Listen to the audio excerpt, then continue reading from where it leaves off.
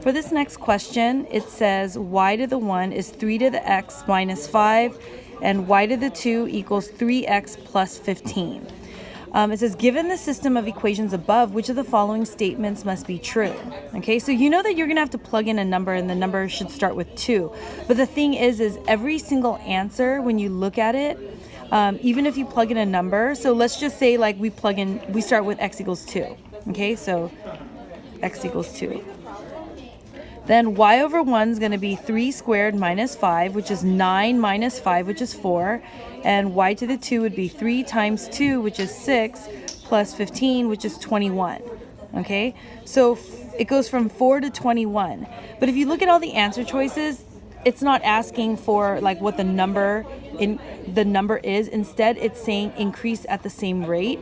So if it's going to increase, we know that we don't know if it's going to increase because we haven't plugged in another number. That's how you know you got to plug in another number and compare. So let's now go x equals 3. So remember, because the answer choices are all talking about rate, you got to plug in 2 different values, okay? Because rate is a comparison. And if we plug in 3 here, we got y to the 1 equals 3 to the 3 minus 5. 3 times 3 is 9. 9 times 3 is 27 minus 5 is 22. And then y to the 2 is then 3 times 3 is 9 plus 15, which is 24. Okay, so for this one, 4 goes to 21. Okay, and in this one, 4 goes to 22.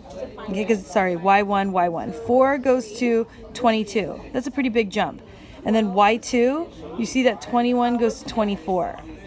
Okay, and so when the question says y1 and y2 increase at the same rate, no, they don't. This one goes exponentially faster than this slow one. Going from 21 to 24 is really slow. Okay, going from 4 to 22 is really fast.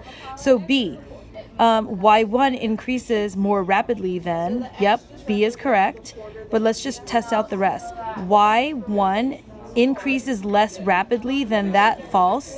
C is out, cross that out. D, the rate at which y1 and y2 increase cannot be determined. No, we can determine it. This is 22 minus 4, and that's 3. Okay, so we know that B is the correct answer.